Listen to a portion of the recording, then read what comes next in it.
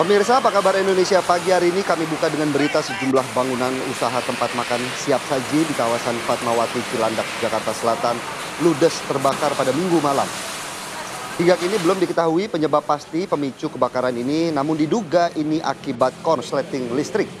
Sebanyak 12 unit serta 52 personel damkar yang ini berjibaku memadamkan kobaran api yang melahap sejumlah bangunan usaha di Jalan Fatmawati Raya, Cilandak, Jakarta Selatan. Jadi api terlihat berkobar di sejumlah bangunan usaha tempat makan siap saji yang sudah tutup. Belum diketahui apa yang menjadi pemicu kebakaran, namun diduga akibat korsleting listrik dan syukurnya tidak ada korban jiwa dalam peristiwa ini.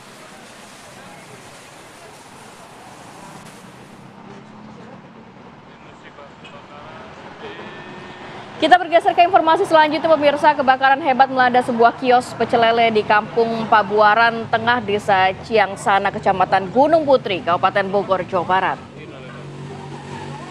Peristiwa ini menewaskan 2 orang, yaitu seorang ibu dan anaknya yang terjebak di dalam kios saat api membakar kios mereka, di mana api pertama kali terlihat muncul di bagian tengah kios dan hanya dalam hitungan menit si jago merah membesar dan melahap seisi kios. Petugas pemadam kebakaran bersama warga sekitar kemudian berjibaku memadamkan api, namun ternyata upaya penyelamatan ini tidak berhasil sehingga kedua korban ditemukan sudah tewas mengenaskan di dalam kios yang terkunci.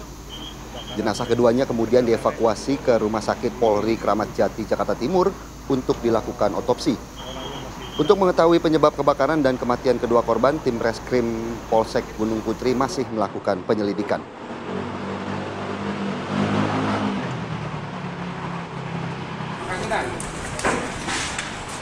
Masih seputar berita kebakaran, pemirsa, kebakaran juga menghanguskan 4 ruangan Sekolah Dasar Negeri Cibeber 1, Kecamatan Cibeber, Cianjur, Jawa Barat.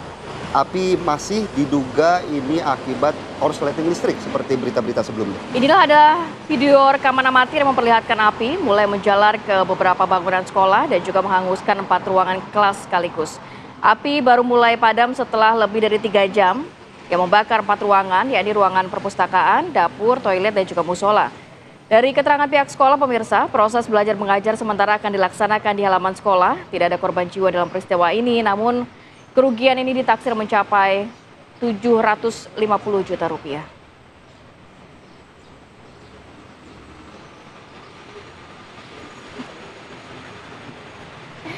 Assalamualaikum warahmatullahi wabarakatuh. Selamat pagi pemirsa, selamat hari Senin. Motor ya kan yang menabrak pengendara lain yang sedang melintas di dekat alun-alun Kota Blora. Insiden itu terekam oleh kamera warga dan sudah balap liar, terus nabrak orang lain lah ya. Merugikan orang lain.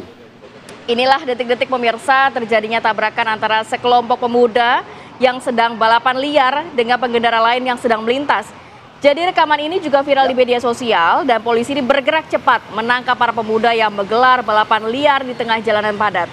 Polisi mengaku tak menyangka bahwa lokasi kejadian terutama Jalan Pemuda ini sudah sering dipakai balapan liar hampir setiap malam, Philip. Kepolisian akan terus meningkatkan intensitas razia untuk mencegah dan juga mengantisipasi balap liar. Yang bikin resah adalah kemudian bagaimana aksi balap liar ini tentu juga merugikan warga. Seperti salah satunya ini ya. Iyalah, karena malam hari mungkin warga juga masih beraktivitas, agak ngeri. Kan biasanya juga suaranya bising ya kalau balapan ya. Kita geser ya ke informasi selanjutnya. Ada 2 unit mobil dan juga sepeda motor milik pelaku pencuri lembu ludes dibakar warga di Desa Padang Sari, Tinggi Raja Asahan, Sumatera Utara. 1 orang pelaku ditangkap dan juga 1 lainnya berhasil kabur. Ya, seperti inilah pemirsa, mobil dan sepeda motor pelaku pencurian lembu yang dibakar oleh warga ini terjadi di Desa Padang Sari, Asahan, Sumatera Utara. Warga berhasil menangkap 1 orang pelaku bernama Samsul, kemudian ini mengikatnya begitu. Sementara 1 orang pelaku melarikan diri. Awalnya warga curiga melihat ada mobil pick-up masuk ke dalam perkebunan dengan mematikan lampu dan langsung mendatangi mobil tersebut. Ternyata benar saja pemirsa, ada 2 orang pelaku yang hendak menaikkan lembu ke atas mobil. Tapi belum sempat lembunya naik, warga pun langsung menangkap pelaku dan membakar mobil dan sepeda motor yang saat itu ditinggalkan oleh pelaku karena melarikan diri.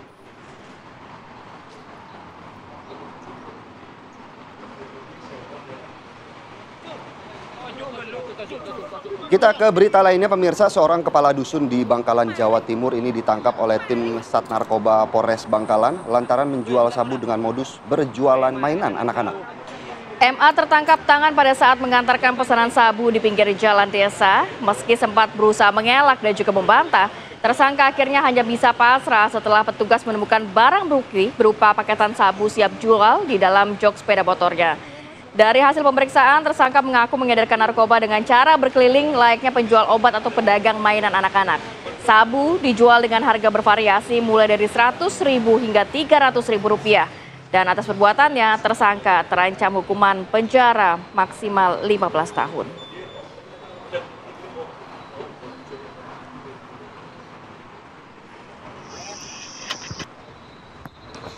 Kita bergeser ke informasi selanjutnya, seorang pendaki tewas setelah terjatuh ke jurang sedalam 30 meter di puncak Gunung Cakrabuana, Kabupaten Sumedang, Jawa Barat pada Sabtu malam. Proses evakuasi ini memakan waktu lama karena terjalnya medan yang harus ditempuh oleh petugas gabungan. Dan kita saksikan bersama-sama bagaimana pemirsa ini adalah proses evakuasi pendaki gunung yang jatuh ke jurang, di mana setelah menerima laporan adanya seorang pendaki yang terjatuh, ini tim SAR gabungan langsung melakukan persiapan evakuasi. Kalau tadi kata Rati, proses evakuasinya memang cukup lama. Ini karena proses untuk mencapai TKP-nya saja, tim SAR ini harus memakan waktu sekitar 3 jam. Dan akhirnya berhasil menemukan korban di jurang sedalam 30 meter. Saat ditemukan, kondisi korban sudah tak bernyawa akibat luka-luka yang diderita saat jatuh ke jurang, di mana sebelumnya korban ini terpleset dan terjatuh ke jurang saat sedang mendaki gunung bersama dengan rekan-rekannya. Usai dievakuasi, jasad korban langsung dibawa ke kampung halamannya di Kota Bandung.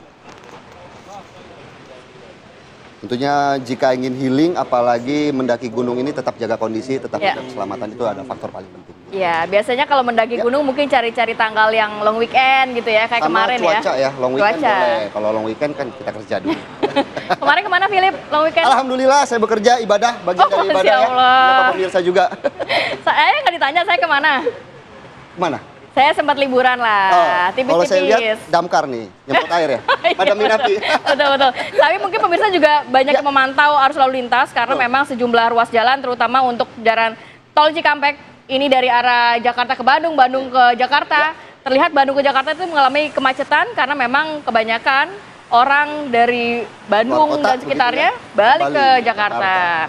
Ini yang terpantau adalah ruas tol Cikampek di Karawang, Jawa Barat yang terpantau padat pada arus balik libur panjang akhir pekan Minggu malam. Dan guna mengurai kepadatan kendaraan, petugas, yakni kepolisian dan jasa marga memberlakukan sistem lawan arus.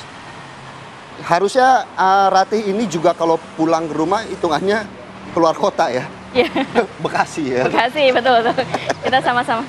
Kita saksikannya bagaimana malam tadi harus diberlakukan kontraflow untuk mengurai kemacetan. Kendaraan yang didominasi mobil pribadi ini hanya bisa melaju dengan kecepatan di bawah 10 km per jamnya. Bahkan di ruas kilometer 55 kendaraan ini tersendat. Kontraflow diberlakukan satu lajur arah Jakarta dan dibuka mulai dari kilometer 55 hingga kilometer 47 Karawang Barat. Kalau kita lihat waktu Jumat kemarin ya, menjelang Jumat juga pihak kepolisian ada petugas melakukan kontraflow itu dari Jakarta ke arah Bandung dan lain Cikampek. Ya. Nah ini sebaliknya ya. Kalau yang ke arah puncak bahkan bukan lagi kontraflow melainkan one way. Oke. Biasanya buka tutup ya, kalau di puncak ya. Betul sekali.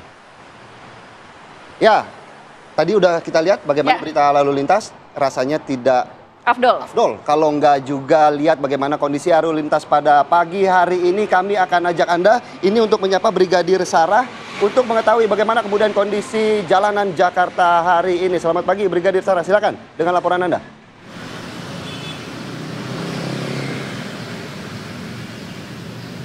Baik, terima kasih Filipus dan juga Rati, serta selamat pagi pemirsa. Di jam berangkat aktivitas perkantoran, di mana situasi arus lalu lintas dari Kalibata saat ini sudah dalam keadaan ramai. Peningkatan volume kendaraan terlihat dari arah Pancoran yang akan mengarah ke juga masih dalam keadaan ramai, terdapat antrian kendaraan pada traffic light-nya dan kendaraan dapat memacu kendaraan dengan kecepatan normal berkisar 35 hingga 40 km per jam. Dan kami menghimbau bagi Anda untuk berhati-hati saat melintasi kawasan ini dikarenakan banyaknya angkutan umum yang sering berhenti untuk menaik turunkan penumpang. Dan situasi arus lalu lintas dari arah Pasar Minggu ataupun Depok akan mengarah ke Pancoran ataupun dari arah Kalibata yang akan menuju ke Pancoran juga sudah dalam keadaan ramai pada pagi hari ini. Kendaraan yang melintas didominasi oleh kendaraan roda 2 dan kendaraan roda 4 pribadi. Tentunya kami menghimbau bagi Anda untuk menggunakan helm sesuai dengan standar ataupun sabuk keselamatan saat Anda berkendara. Dan situasi arus lalu lintas selanjutnya dari arah Pasar Minggu ataupun Pancoran yang akan mengarah ke Kalibata masih dalam keadaan relatif normal. Berkendaralah dengan tertib dan tidak melawan arus untuk keamanan keselamatan diri Anda ataupun pengendara jalan lainnya. Dan dapat kami informasikan berdasarkan data IRSMS Korlantas Polri, angka kecelakaan lalu lintas di seluruh Indonesia 1 kali 24 jam terjadi sebanyak 236 kasus laka lantas dengan rincian 20 meninggal dunia, 22 luka berat dan 276 luka ringan. Dari 236 kasus laka lantas tersebut, 32% terjadi dikarenakan kecerobohan pengemudi ataupun pengemudi yang berkendara dalam keadaan mengantuk. Namun selanjutnya terjadi microslip yang mengakibatkan gagal menjaga jarak aman. Untuk itu kami menghimbau bagi Anda, pastikan Anda berkendara dalam kondisi yang prima, tidak dalam kondisi yang mengantuk, tidak melakukan aktivitas yang dapat mengganggu konsentrasi Anda saat mengemudi untuk keamanan dan keselamatan diri Anda ataupun pengendara jalan lainnya. Dan untuk informasi tentang kondisi arus lalu lintas, Anda dapat menghubungi call center kami di 1500669 ataupun melalui SMS center di 9119. Stop pelanggaran, stop kecelakaan, keselamatan untuk kemanusiaan. Salam presisi, kembali ke studio. Aura Kasih terpantau nongkrong di Palmerah. Cakep. Terima kasih Brigadir Sarah untuk laporannya langsung dari Kalibata, Jakarta Selatan. Ternyata Itu anak Jaksel. pantun atau apa itu? Pendek Panjang aja, ya. Langsung ya. Oke lah, kita ajak pemirsa untuk Ya. jeda dulu sejenak. Nanti kita hadirkan informasi apa nih? Sepak bola. Aduh. Nih, Rati suka nonton juga sepak bola, di mana malam nanti timnas Indonesia akan kembali melakoni laga uji coba di FIFA Matchday sebagai persiapan jelang melakoni putaran 4 kualifikasi Piala Dunia 2026. Kalau kemarin Ya. Patrick Kluivert anak asuhnya menghadapi Cina Taipei, Kalau sekarang? malam nanti akan menghadapi lawan yang cukup kuat, Waduh. Lebanon. Sesaat lagi.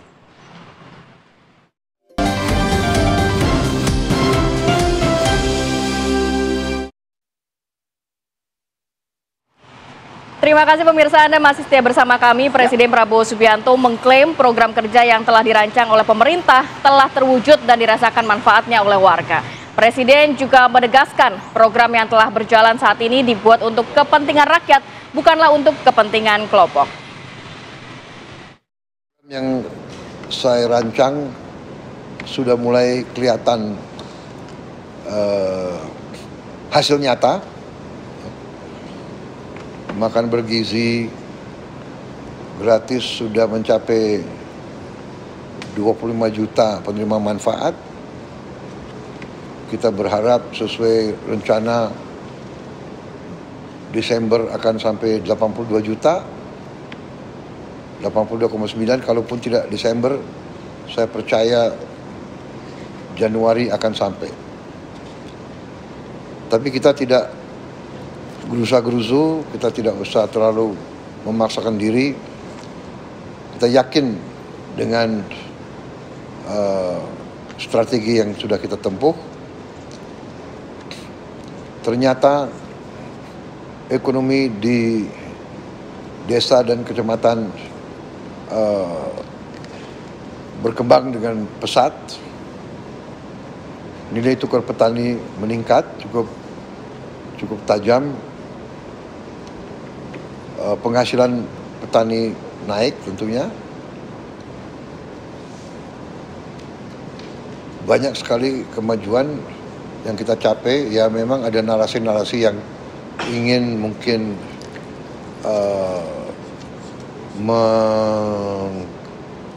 mengecilkan hasil-hasil yang baik kita ini.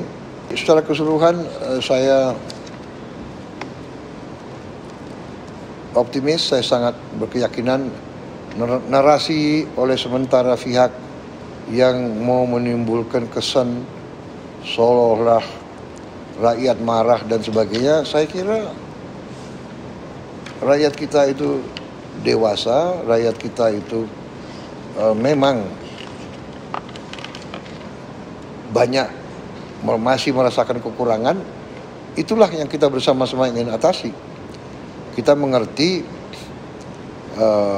masalah kesulitan mendapat lapangan kerja di tempat-tempat tertentu dan pada golongan-golongan tertentu. Tapi kita sudah buktikan, pemerintah yang saya pimpin sudah ciptakan cukup banyak lapangan kerja. Dan potensi lapangan kerja ke depan sangat besar. Itu tugas kita bersama, makanya juga saya kira Mendagri juga sudah menganjurkan dan saya juga menganjurkan kita kembali ke budaya kita, ya kan, ada pengamanan lingkungan masing-masing. Dulu ada yang dikenal ronda, ada yang dikenal apa itu? Siskamling, apa itu? Tank gitu. Gentongan, ya. Masing-masing mengamankan. Kalau ada orang-orang luar yang nggak jelas, yang mau menghasut, segera laporan. Kalau perlu ya diusir dari, ya dicegat lah. Jadi semua yang mengarah ke kekerasan, kita wajib, seluruh masyarakat wajib menjaga. Ya. Tidak ada alasan untuk mengizinkan kekerasan. Tidak ada alasan. Tidak ada alasan untuk bakar-bakar.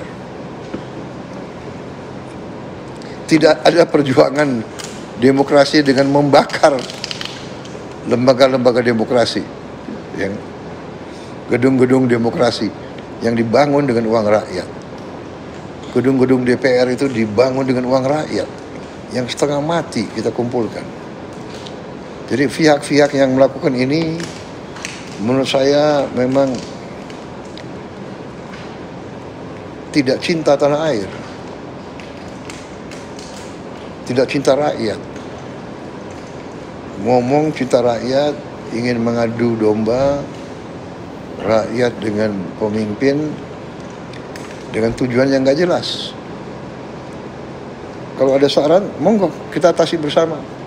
Saya kira yang paling di depan soal melawan korupsi. Saya paling depan yang ingin menyelamatkan uang rakyat. Saya paling depan ingin penghematan, ya kan? Jadi itulah sikap saya. Tapi on the whole, saya percaya dengan kekuatan bangsa kita. Kita pernah mengalami krisis-krisis yang banyak. Ini krisis-krisis buatan, tapi kita akan atasi. Ati, Ya, tolong dicek. apa tuh? Malam nanti jadwal pastikan kosong. Kenapa? Karena aku akan ajak Ratih menyaksikan Wah. pertandingan Timnas Indonesia akan kembali melakoni laga uji coba di FIFA Matchday. Nobar bareng lo. Nobar bareng. Nonton bareng maksudnya. Kok nobar? Nonton bareng ya. Jadi ini adalah pertandingan uji coba kemarin menghadapi China Taipei. Kali ini anak asuh Patrick Kluivert akan menghadapi tim yang sedikit lebih kuat, Wah. Lebanon. Kemudian bagaimanakah beritanya? Ini adalah utak-atik jelang Indonesia menghadapi Lebanon. Timnas Indonesia akan melakoni laga uji coba kedua di FIFA Matchday Senin 8 September 2025. Berbeda di laga uji coba pertama menghadapi China Taipei yang memiliki ranking FIFA lebih rendah. Kali ini Timnas Indonesia akan menghadapi tim dengan peringkat FIFA lebih tinggi, Lebanon. Dari situs resmi FIFA, Indonesia saat ini duduk di peringkat 118 FIFA, sementara Lebanon 6 tingkat di atas Indonesia di peringkat 112 ranking FIFA. Di putaran 4 kualifikasi Piala Dunia 2026 nanti, Indonesia akan menghadapi peringkat 58 FIFA Irak dan peringkat 59 FIFA Arab Saudi. Lebanon dinilai menjadi lawan yang tepat untuk mengukur kemampuan timnas Indonesia sebelum bertemu dengan Arab Saudi dan Irak. Apalagi di laga uji coba sebelumnya, Lebanon berhasil mengalahkan tuan rumah Qatar yang memiliki peringkat 53. Dengan Lebanon, tim senior ini benar-benar pertandingan yang kita harapkan sebagai bagian uji coba maksimal untuk tim senior merasakan dengan lawan dari Timur Tengah. Tak seperti menghadapi China Taipei, di laga menghadapi Lebanon nanti, pelatih Patrick Kluivert diprediksi akan menurunkan skuad terbaiknya. Kluivert kemungkinan besar akan menurunkan Kevin Dix, Kelvin Verdong, dan Kapten J.I.J. sejak awal laga.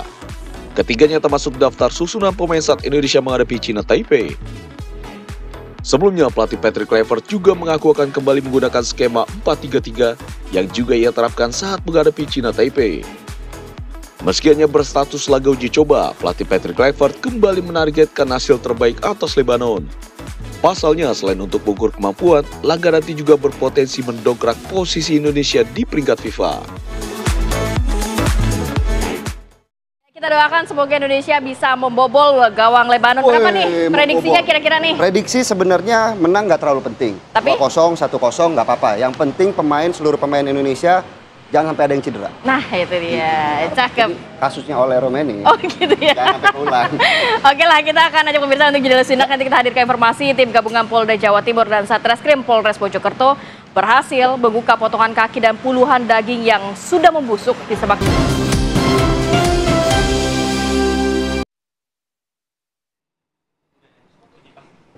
Kembali di Apa Kabar Indonesia Pagi, pemirsa, seorang ibu ditemukan tewas bersama kedua anaknya di sebuah rumah kontrakan. Ini terjadi di Kabupaten Bandung, Jawa Barat.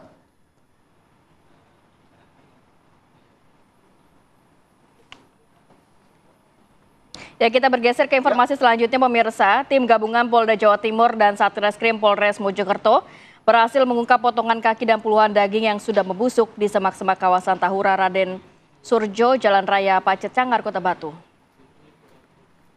Dari hasil identifikasi Lab 4 Polda Jawa Timur, potongan bagian tubuh tersebut diduga kuat merupakan milik korban atas nama Tiara Angelina Saraswati, berusia 25 tahun, seorang mahasiswi Trunojoyo, Madura. Sedangkan tersangka ini diduga kuat merupakan kekasih korban yang dengan keji memutilasi di kamar kos di daerah lingkungan Lidah Wetan, Kecamatan Laka Satri, Surabaya. Kemudian jasad dibuang di kawasan Taman Hutan Raya Raden Surjo. Sebelumnya seorang warga Dusun Pacet Selatan, Suliswanto, menemukan potongan kaki manusia dan beberapa potongan daging ketika tengah mencari rumput untuk pakan ternaknya.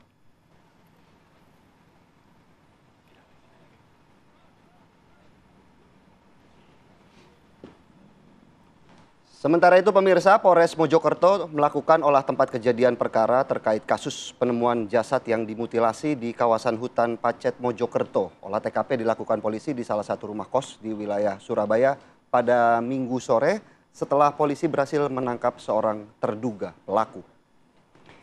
Tim Inafis Polres Mojokerto melakukan olah TKP di rumah kos terduga pelaku di kawasan Lidah Wetan, Surabaya, Jawa Timur pada Minggu sore. Dalam olah TKP, polisi menyita sejumlah barang dari lokasi, yaitu bantal, guling, sapu, dan juga cikrak yang terdapat bercak darah. Olah TKP dilakukan untuk menindaklanjuti penangkapan terduga pelaku yang berinisial AV. Pelaku ditangkap polisi pada Minggu dini hari di rumah kosnya, dan kini kamar kos terduga pelaku telah diberi garis polisi untuk kepentingan penyelidikan lebih lanjut.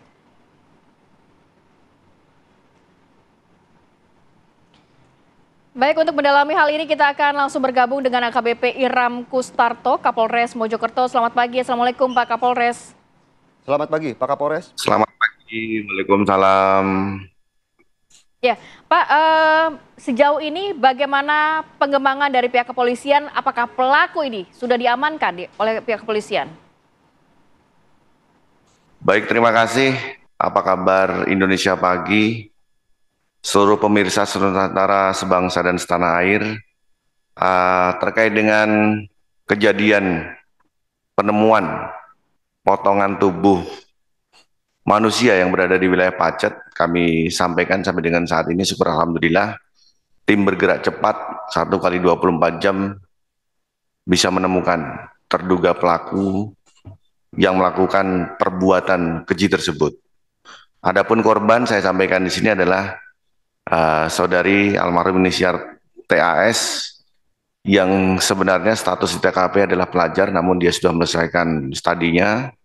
Kemudian diduga pelaku adalah saudara AM yang saat sekarang ini sudah kita amankan yang bersangkutan diduga kuat sebagai pelaku dengan serangkaian alat bukti yang sudah kita kumpulkan dan keterangan saksi bahkan keterangan ahli juga demikian. Saudara AM ini adalah seorang laki-laki dengan usia 24 tahun dan berasal dari daerah Sumatera, yang kebetulan yang bersangkutan juga melaksanakan kegiatan perkuliahan yang sudah selesai dan pernah berprofesi sebagai tukang jagal hewan pada saat beberapa waktu yang lalu. Bahwa benar penemuan tersebut terdapat di Jalan Raya Pacet, Batu, Desa Pacet Utara, Kecamatan Pacet, Kabupaten Mojokerto, yang mana ada seorang warga menemukan sepotong kaki bagian kiri pada tanggal 6 September 2025 sekitar pukul 10.30 waktu Indonesia Barat. Kemudian kronologi penemuannya adalah seseorang yang saat itu sedang melaksanakan aktivitas berkebun, mendapati potongan tubuh manusia yaitu pada bagian kaki, kemudian melaporkan ke Polsek Pacet. Pasca dilaporkan ke Polsek Pacet, selanjutnya tim bergerak dengan cepat, yang tentunya tim ini merupakan tim yang sangat mahir, terampil, dan berkelas di bidangnya. Kami berkoordinasi dengan Polda Jawa Timur karena kami menggerakkan relawan dan juga warga sekitar untuk mencari bagian tubuh yang lain, karena informasi beberapa waktu yang lalu juga ditemukan serpihan rambut, namun belum menjadi prioritas oleh warga untuk melaporkan, dan akhirnya dengan bantuan anjing pelacak kita bisa menemukan bagian tubuh yang lain yang ternyata setelah kita laksanakan pendalaman, salah satu bagian tubuh kita mampu mengidentifikasi terduga korban, dan setelah kita datangin alamat korban bahwa benar orang tuanya mengatakan tersebut adalah anak yang bersangkutan. Selanjutnya dengan teknologi dan pengembangan yang kami lakukan, tentunya dari forensik yang kami lakukan ini juga digital forensik, kita bisa mengejar terduga pelaku yang saat itu sedang berada di salah satu kos-kosan di wilayah Surabaya, dan pada saat kami lakukan penggerebekan, betul di dalam kos-kosan tersebut ada beberapa potongan tubuh diduga korban yang menjadi potongan keping-keping layaknya potongan daging yang akan dimasak. Kemudian kami temukan juga beberapa serpihan tulang-tulang yang cukup banyak, bahkan sampai ratusan serpihan tulang, yang selanjutnya kami lakukan pendalaman bahwa benar yang bersangkutan melakukan kegiatan mutilasi terhadap saudari korban dengan latar belakang dan motif yang nanti kami sampaikan. Demikian kami sampaikan lebih lanjut. Pak Kapolres, dari hasil penyelidikan awal pihak kepolisian sendiri, apakah memang langsung mengarah kepada terduga pelaku AV atau sebelumnya memang dicurigai ada pelaku-pelaku lain, atau mungkin AV beraksi tidak seorang diri, Pak Kapolres? Baik, terima kasih. Kami sampaikan bahwasanya terduga pelaku ini menjalin asmara dengan saudara korban yang sudah berjalan kurang lebih 3 tahun. Kemudian mereka sudah tinggal satu atap atau satu kos-kosan, namun belum dengan ikatan pernikahan yang sah. Selanjutnya, pelaku ini sedikit kewalahan terhadap kebutuhan ekonomi dan gaya hidup korban, yang mana menuntut ke perilaku hedon. Salah satunya adalah menuntut selalu dengan HP yang baru, kemudian sering terjadi cekcok. Di suatu ketika di malam itu, pelaku melaksanakan aktivitas di luar rumah dan pulang ke rumah, namun pada saat pulang tidak bisa memasuki rumah, menunggu 1 jam, dan berselang 1 jam kemudian dibukakan pintu dan terjadi cekcok. Kemudian pelaku, kami ulangi, korban naik ke lantai atas dan pelaku seketika mengambil alat bantu jenis pisau yang digunakan untuk melaksanakan aktivitas kegiatan keji tersebut, sehingga menghilangkan nyawa korban sebagaimana pendalaman yang kami lakukan. Sampai dengan saat ini dari hasil TKP yang kami olah di kos-kosan, bahwasanya belum kami temukan pelaku atau yang turut melakukan membantu, karena yang bersangkutan melaksanakan kegiatan tersebut dengan motif kesal, diawali dari kegiatan asmara yang bersangkutan, kemudian kebutuhan gaya hidup yang cukup tinggi, dan dia tidak mampu memenuhi kebutuhan tersebut, serta kondisi antara pasangan tersebut yang sudah semakin tidak baik-baik saja yang pada akhirnya terjadilah peristiwa di malam hari itu, sehingga peristiwa keji yang sangat keji kami katakan terjadi pada saat malam itu tanpa ada yang membantu atau turut serta membantu melakukan. Namun kami dapatkan di situ beberapa alat bukti berupa seng dan lain sebagainya. Silakan.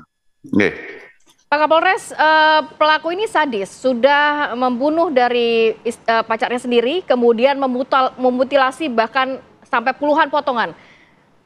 Ini dilakukan di kos-kosan tersebut, Pak. Dan apa motifnya? Apakah untuk menghilangkan jejak dari korban atau memang karena kekesalannya yang cukup tinggi terhadap korban?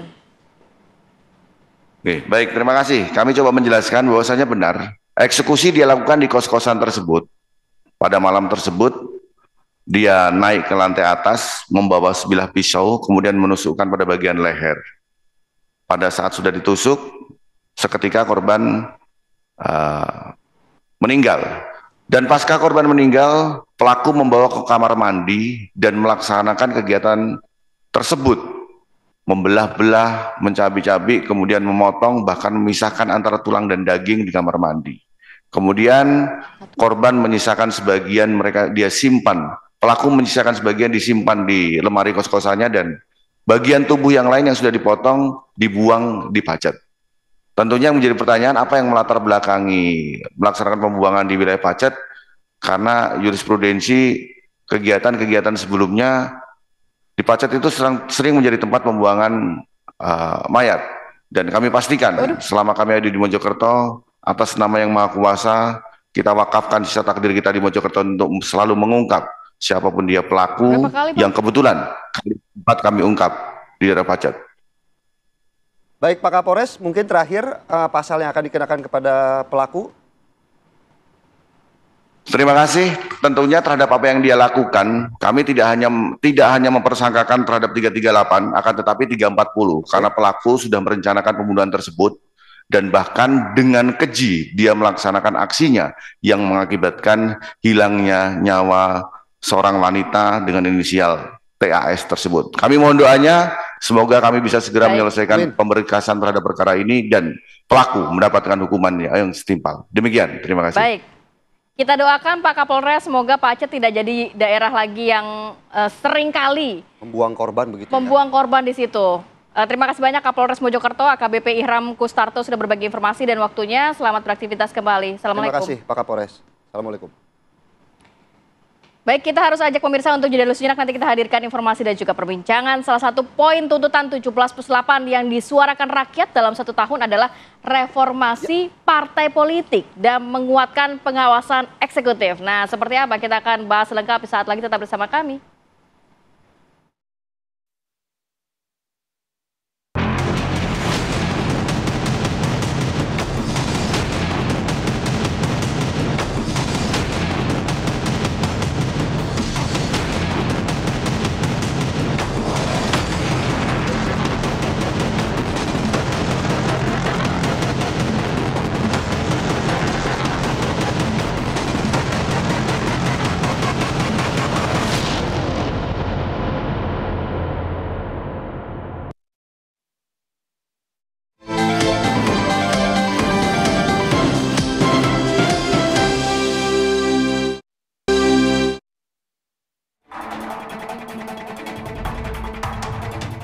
Salah satu poin tuntutan 17+8 yang disuarakan rakyat dalam 1 tahun adalah adanya reformasi partai politik dan menguatkan pengawasan eksekutif.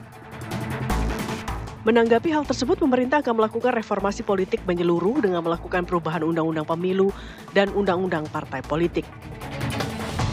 Menanggapi hal ini, Menteri Koordinator Bidang Hukum, HAM, Imigrasi, dan Pemasyarakatan, Yusril Iza Mahendra menilai, sistem politik saat ini hanya membuka ruang partisipasi politik kepada orang-orang yang punya uang saja. Salah satu reformasi politik adalah sistem kaderisasi di partai politik yang dinilai belum dapat memberikan rasa keadilan.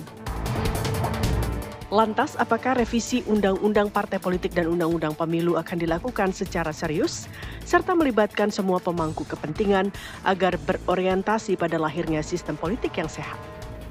Tim TV One mengabarkan.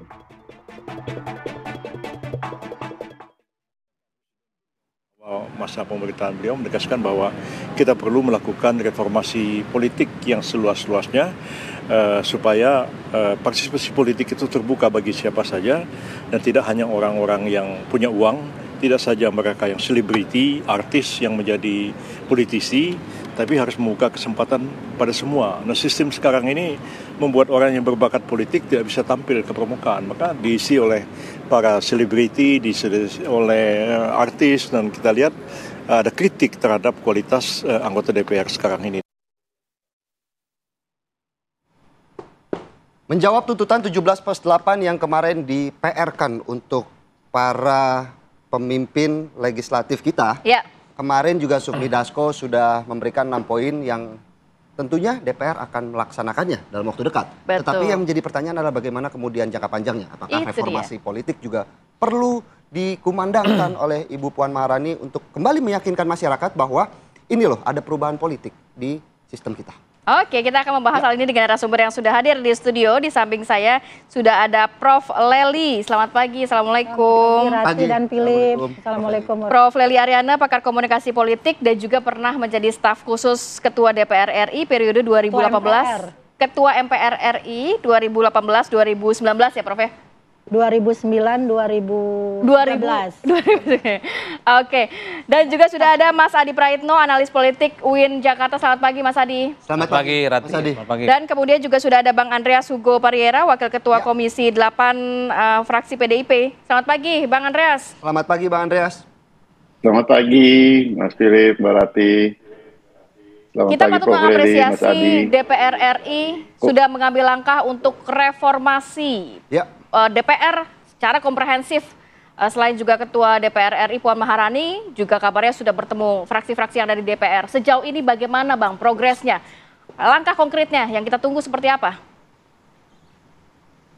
Kalau yang tuntutan yang berkaitan dengan yang pendek ya, yang berkaitan dengan tunjangan, yang berkaitan dengan perjalanan ke luar negeri kan sudah langsung direspon dan sudah diumumkan oleh pimpinan kan, Pak Dasko kalau ke Calok juga mengumumkan itu. Kalau yang berkaitan dengan reformasi jangka panjang ya, artinya partai politik, kemudian juga anggota DPR ya. Saya kira ini perlu waktu tentunya dalam arti kita perlu juga memperhatikan undang-undang pemilu nanti gitu. Sehingga proses rekrutmen politik itu memberikan ruang yang seperti yang disampaikan, memberikan ruang pada semua, tetapi juga memperhatikan aspek aspek representasi.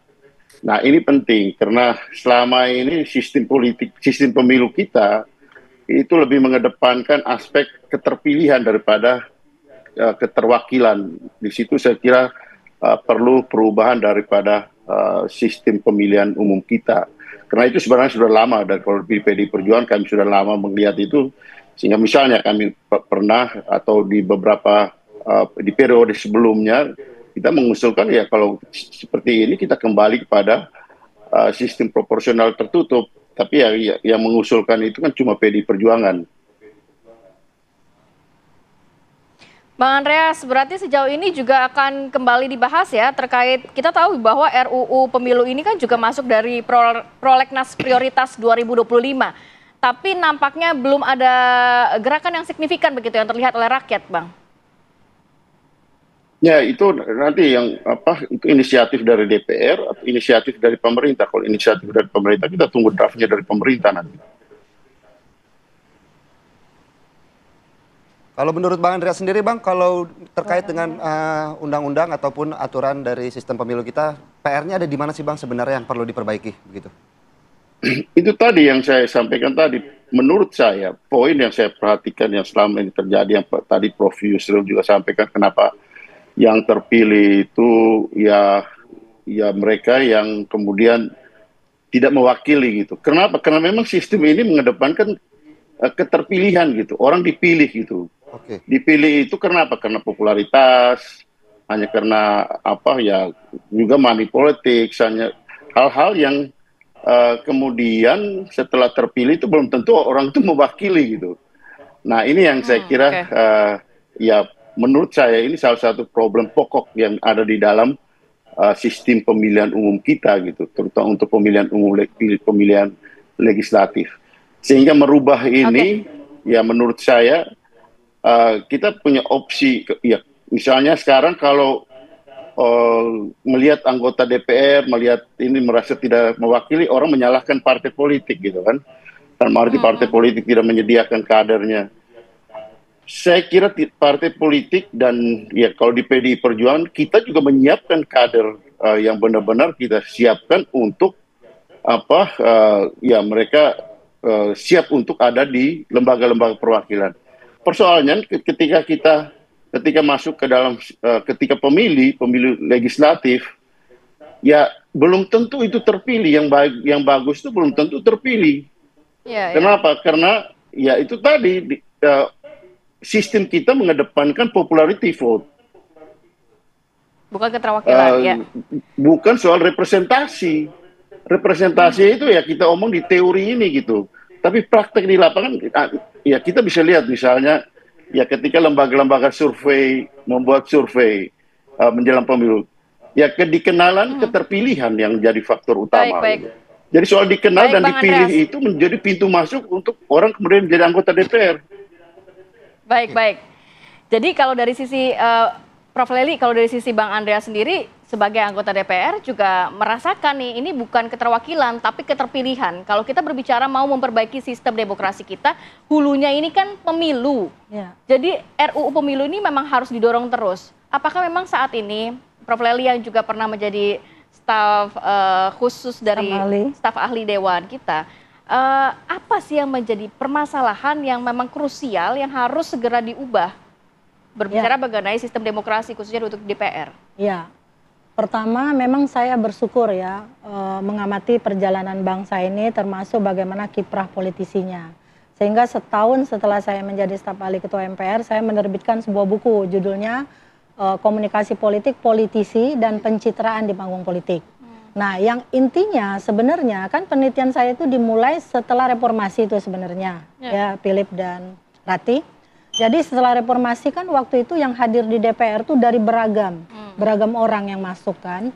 Ada juga artis sebenarnya. Tapi nggak banyak mungkin. Nggak banyak. Ingat nggak almarhum Sophan Sophian? Dan itu dari partainya Bang Andreas. Sophan Sophian tuh adalah seorang yang menurut saya punya idealisme yang sangat tinggi. Dia mengatakan bahwa saya masuk ke DPR itu seperti banteng terluka. Seruduk sana, seruduk sini. Dengan harapan mengubah wajah Orde Baru yang kita kritisi lewat reformasi 98 katanya. Artinya saya menginginkan bahwa semua anggota Dewan itu berkiblat pada perjuangan untuk kepentingan rakyat. Tapi apa yang terjadi? Di rapat pertama saja sudah terjadi permintaan kenaikan gaji 100%. Dan akhirnya gaji memang naik 300% kata dia. Jadi saya keluar dari hati nurani saya keluar juga dari DPR. Artinya meskipun dia artis, tapi dia punya idealisme. Jadi sebenarnya pertentangan kita itu bukan pada artis atau bukan artis. Seperti Bang Andreas bilang tadi, tapi pada kapasitas dia. Kompeten atau enggak gitu kompeten atau tidaknya. Jadi bukan karena dia artis yang bisa mendulang suara, lalu kemudian ditaruhlah menjadi caleg dari partainya. Bukankah semua partai politik sudah menentukan caleg-calegnya? Sehingga kita ini memilih yang sudah dipilih oleh partai politik. Pada konotasi terbuka atau tertutup, misalnya sekarang yang disarankan oleh PDIP, tertutup misalnya. Dulu saya membaca dengan jelas nih problem berdasarkan hasil penelitian saya. Dengan tertutup pun ketika misalnya orang berdasarkan nomor urut, mana yang dekat dengan ketua partai nomor urutnya paling atas. Tapi setelah terbuka pun demikian, orang-orang yang deket, yang artis, yang populer nomor atas juga. Psikologi pemilih kan kalau masih ke bilik suara yang dibaca nomor 1 sampai nomor 10. Nomor selainnya enggak, kecuali dia saudara atau dan lain dan sebagainya. Problemnya memang kalau ini ingin dirubah menurut saya, bahwa sebenarnya marilah partai-partai politik itu mengajak semua komponen yang bisa memang memikirkan bukan berdasarkan kepentingan. Nah, selama ini kan kenapa rancangan undang-undang yang kemudian menjadi undang-undang itu diperdebatkan, diuji di Mahkamah Konstitusi? Karena yang menurut masyarakat hasilnya adalah berdasarkan titipan, entah titipan penguasa, titipan partai dan seterusnya. PR-nya tentunya di situ kan Prof. Leli. Nah di situ PR-nya. Mengurangi sosok-sosok yang merupakan sosok titipan seperti itu. Iya, tapi itu tadi saya bilang tertutup pun punya potensi untuk itu. Ada plus minusnya ya? Ada plus minusnya. Semakin mengecil untuk tertutup. Nah sekarang kan problemnya katanya kalau dia terbuka, maka kalau dia banyak duit, maka dia lebih potensial untuk meraih dukungan gitu kan. Tetapi kalau partai politiknya tidak berubah, menempatkan orang-orang yang hanya dekat dengan ketua partainya, maka kader-kadernya Bang Andreas nggak akan muncul juga ke depan.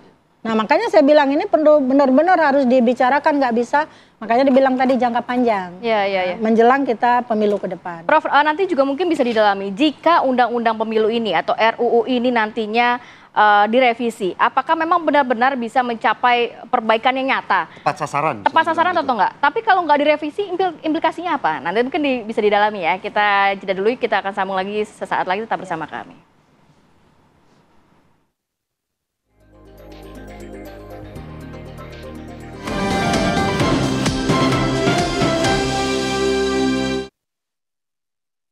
Baik, kembali lagi di Apa Kabar Indonesia Pagi. Sebelum ke Mas Adi Praitno, saya mau ke Prof. Leli lagi. Kalau berbicara mengenai urgensinya dari revisi Undang-Undang Pemilu ini. Kalau nantinya ternyata sudah direvisi, apakah memang ini bisa menjadi perbaikan nyata untuk kita? Tapi kalau nggak direvisi, implikasinya akan seperti apa? Iya, pertama memang mungkin harus ada yang direvisi ya. Terutama berkaitan dengan rekrutmen politik. Tapi ini juga harus bermula dari partainya. Jadi bagaimana partainya bersikap, apakah dia sudah menjalankan fungsi pendidikan politik, sosialisasi politik, dan rekrutmen politik tadi. Karena hanya partai politik ya yang sekarang bisa mengajukan calon, ini udah dikunci di situ kan? Hidup kita ini ditentukan oleh partai politik sebenarnya. Kita mau memilih presiden sudah ditentukan dulu siapa orangnya oleh parpol. Gubernur, bupati, wali kota, dan anggota legislatif semuanya oleh partai politik. Jadi benar-benar harapan kita tuh tergantung kepada Bang Andreas dan teman-temannya kan, dengan juga partai-partai lain. Artinya kalau mau direvisi, mayo. Karena kita nggak bisa terlibat, kita diajak lah. Siapa-siapa ini komponennya kalau dirubah ini yang harus masuk, ini yang harus tidak, dan seterusnya dan sebagainya. Nah implikasi itu saya bilang tadi, ada dua pilihannya kan. Semuanya bisa terjadi, masa lalu juga yang menunjukkan tertutup juga demikian, terbuka demikian.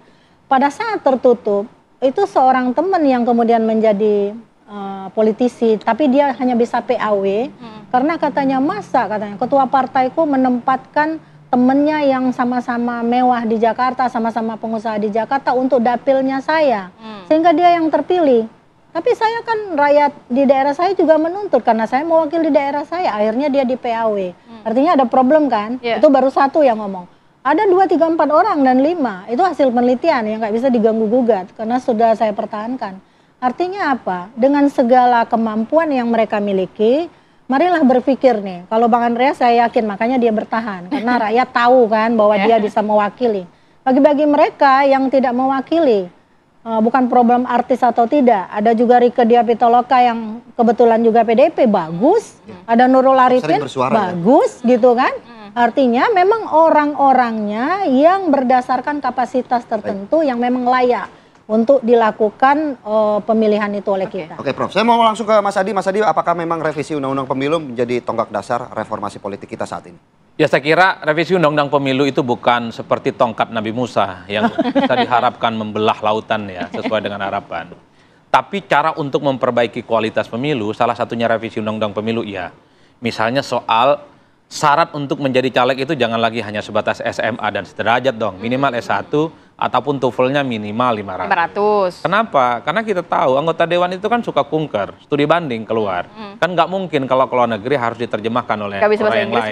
Gitu jadi nggak perlu sewa terjemah apapun judulnya itu. Termasuk juga soal bagaimana kemampuan ya, retorika, penguasaan substansi dan seterusnya. Bagi saya itu menjadi penting dibahas dalam Undang-Undang Pemilu. Tapi kan problemnya adalah kita tahu bahwa partai politik itu terjebak pada satu paradoks yang sangat kompleks.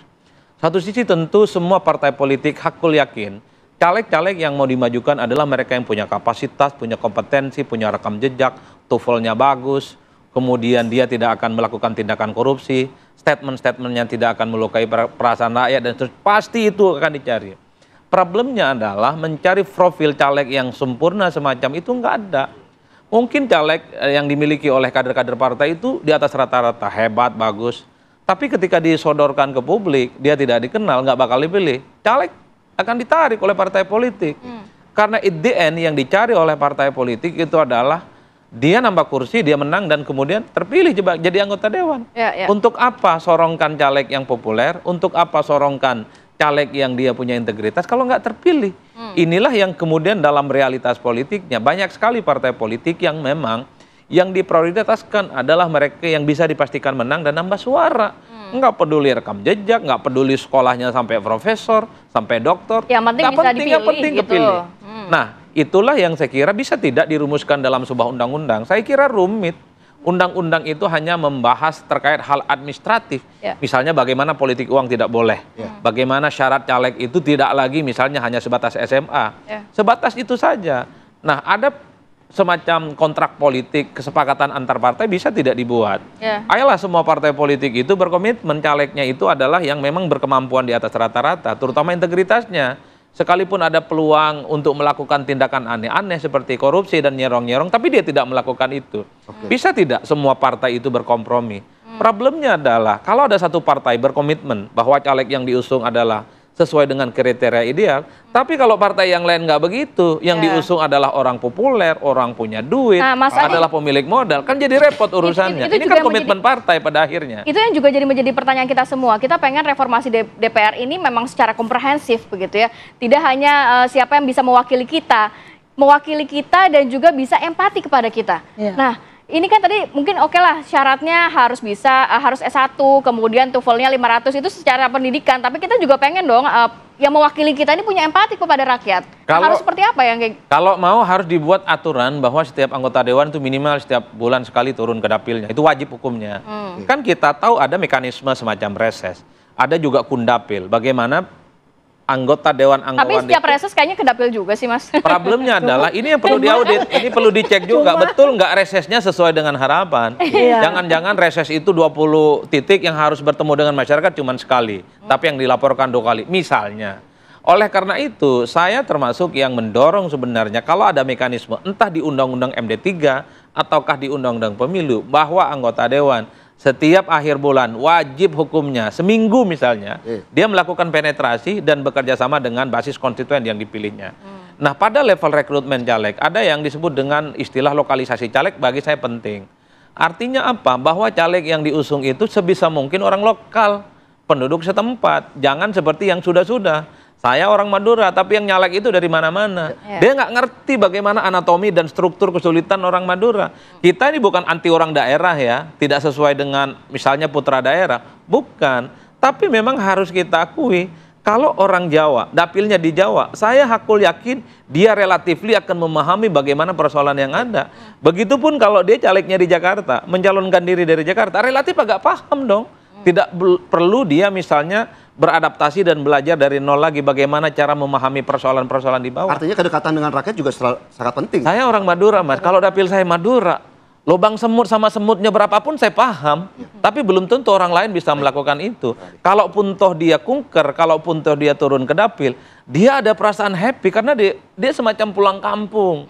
Agak berbeda kalau dapilnya di tempat lain. Kalau bisa dibilang ya, yang terpilih. Agak berbeda kalau saya misalnya mencalonkan diri di tempat udah sampai lain. 3 periode di DPR, apakah juga masih hatinya ke?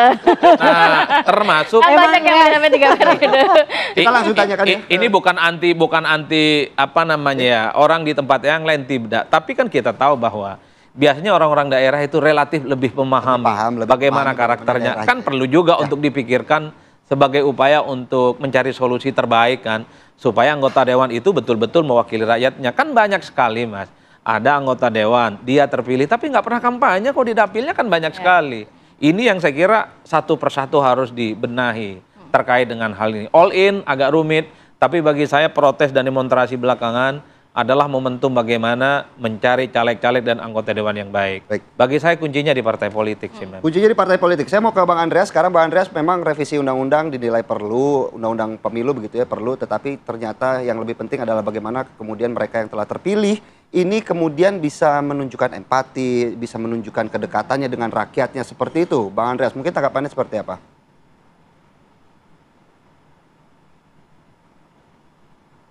Bang Andreas? Masih mendengar kami? Itu diem aja fotonya itu. Baik, kita akan mencoba juga menghubungi kembali ya, Bang Andreas ya. Ya. Oke, Prof, kalau berbicara mengenai tadi, jadi kedekatan. Banyak nih sebenarnya PR dari DPR ya. Selain juga mencari kader-kader yang memang, tapi sebelum ke Prof Lely, saya coba ke Bang Andreas lagi ya. Untuk memberikan tanggapan, Bang Andreas, tadi sempat juga kita mendengarkan bahwa PR-nya adalah selain juga membentuk kader-kader yang kompeten yang masuk ke dalam DPR, nantinya yang sudah terpilih harus punya sensitivitas terhadap masyarakat, terhadap para pemilihnya. Kedekatan dengan rakyat, memiliki empati dengan rakyat, ya begitu PR-nya ternyata, Bang Andreas salah satunya. Mas, ya, partai juga mau seperti itu gitu. Persoalannya seringkali ya kita yang dipilih ini kan orang ya ketika pemilihan legislatif. Nah, sekarang tendensinya makin ke sini pemilihan itu pemilih itu lebih memilih orang gitu daripada partai. Itu makin banyak gitu, kecuali di beberapa daerah tertentu gitu. Sehingga memang yang dipilih itu adalah ditargetkan pada orang gitu. Nah di sini saya juga sering menemukan ketika di daerah kita kembali ke dapil, karena kebetulan saya juga pengurus partai, banyak masyarakat mengeluh gitu, wah ini calon dari kabupaten, di kota atau di provinsi, setelah mereka jadi mereka tidak kembali lagi gitu, atau jarang mengunjungi kami gitu. Saya katakan yang dulu memilih siapa? Ya bapak-bapak, ibu-ibu juga yang memilih mereka gitu. Dalam arti apa? Nah di sini interaksi antara pemilih dan yang dipilih itu akhirnya yang menentukan gitu ketika proses pemilihan legislatif. Nah di sini yang saya maksudkan apa? Saya maksudkan itu tadi gitu, yang tadi saya sebutkan bahwa sistem pemilihan kita itu mengedepankan market base. Dasarnya itu adalah bagaimana proses yang ada di lapangan itu sesuai dengan tawaran dan permintaan dan penawaran gitu. Masyarakat menghendaki apa? Partai kemudian menyodorkan sesuai dengan permintaan masyarakat. Nah, disitulah yang saya maksudkan soal akhirnya apa? Yang disodorkan itu tentu orang yang dikenal. Nah itu dia Bang, sebenarnya kan kita juga tadi Prof Lely juga sempat mengatakan bahwa kita dikunci nih Bang, kita dikunci hanya dari pilihan, hanya dari apa yang disodorkan dari partai politik. Kita nggak bisa memilih orang yang kompeten ujuk-ujuk walaupun tidak disupport oleh partai politik. Tapi tidak bisa disalahkan masyarakat juga kalau ternyata partai politik menyuguhkan orang-orang yang nggak kompeten Bang. Ya silahkan melakukan ini deh, survei deh. Ketika di dalam proses pemilihan legislatif, lembaga-lembaga survei itu kan maaf, yang disodorkan pertama kan yang hasil dari pemilihan, hasil dari survei itu kan soal kedikenalan penting. Oke. Orang biar hebat-hebat gimana kalau tidak dikenal gimana? Gimana orang mau pilih dia kalau dia tidak dikenal atau kurang dikenal? Nah disitulah aspek yang saya maksudkan dengan ya sistem pemilihan kita ini orientasinya pada market dan sangat liberal. Nah ketika salah orang ya ketika kemudian dalam proses pemilihan orang menyalahkan partai, ya partai juga mau yang terbaik. Tapi kan ketika di dalam pemilihan partai harus memperhatikan pasar yang ada di dalam sistem kita itu gitu. Baik. Nah makanya saya katakan kita kembali perbaiki sistemnya. Sehingga dengan demikian antara pemilih dan yang dipilih itu dan partai sebagai penanggung jawab, kita bertanggung jawab terhadap apa yang ya mereka yang dipilih gitu. Jangan kemudian ketika setelah pemilihan umum semua disalahkan ke partai. Saya tidak membela partai, tapi ini realita yang saya alami gitu. Saya anggota DPR dari tahun 2005 di dalam sistem pemilihan yang masih proporsional, setengah proporsional terbuka dan tertutup ketika itu sampai dengan sekarang. Kalau 99 itu masih proporsional tertutup, sampai dengan sekarang saya merasakan itu gitu, proses ini di lapangan seperti itu. Dan ya kalau mau dibilang ada degradasi di dalam sistem perwakilan kita, itu juga saya rasakan gitu. Kenapa? Karena sila keempat Pancasila itu ya permusyawaratan perwakilan, bukan permusyawaratan keterpilihan gitu. Baik, Bang Andreas. Itu prinsip yang harus kita jaga gitu. Dan itu sistem yang harus dibangun itu adalah sistem yang mengedepankan perwakilan, bukan keterpilihan. Kalau dia meletakkan orang yang cuma punya integritas, tidak populer, takutnya suaranya turun. Nah, jika demikian, partai politik yang bisa menyiasati. Jadi orang-orang yang populer itu gimana caranya? Biasanya kalau dia tidak bersaing dengan orang yang populer lain yang tidak punya kapasitas, jangan dimasukin orang itu. Pasti dia tidak punya saingan kan? Orang pasti akan memilihnya gitu. Intinya seperti itu. Tapi kan dinamika yang dipilih oleh partai adalah menempatkan orang-orang populer yang punya uang misalnya. Sehingga dia bisa membeli suara kepada rakyatnya, mengalahkan orang-orang yang punya integritas. Ini cukup menarik bagaimana kemudian faktor keuangan, Atih, dan juga integritas ini bersaing ketat. Iya, kalau seandainya memang sudah ada, partai juga sudah mengunci, kata kunci ini penting ya. Bahwa yang penting dia berintegritas, yang lain kita singkirin gitu. Baik, kita akan lanjutkan nanti di segmen selanjutnya bagaimana kemudian revisi Undang-Undang Pemilu bisa menjadi reformasi DPR kita. Sesaat lagi politik.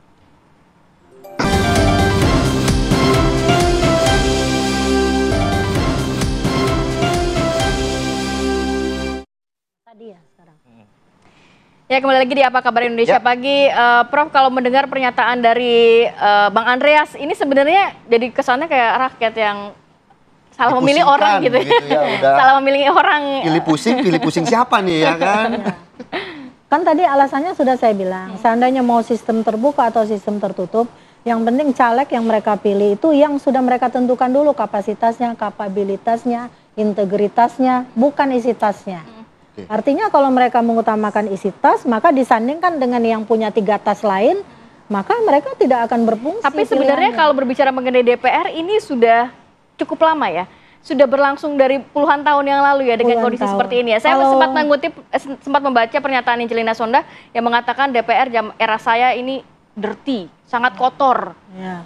Angelina Sondah kan adalah produk setelah reformasi bahkan ya. Bahkan saya melihat DPR karena kebetulan saya menjadi dosen di era sebelum masih pada saat Orde Baru ya. Kalau dulu kan ada 4 istilah yang dikenakan 4D. Duduk, duit, dengar, dan diam. Dulu waktu Orde Baru. Reformasi kan ingin mengubah itu sebenarnya. Tapi kemudian setelah Gus Dur menjadi presiden, Gus Dur meneriakkan hal yang sama. Gus Dur mengatakan DPR seperti taman kanak-kanak, bahkan seperti playgroup dan sebagainya. Kan marah teman-teman. Karena tidak semuanya seperti itu sebenarnya kan. Saya tahu kayak Bang Andreas salah satunya yang dalam dialog-dialog politik kita ngerti kapasitas keilmuannya, kemampuannya, terus negosiasinya. Itu kan bagian-bagian penting yang bisa dilakukan oleh seorang politisi yang intinya parley, berbicara. Tapi ketika mereka di sana cuma diam, nunggu gaji tiap bulan, apa hasilnya? Nah, ini ada di tangan partai loh.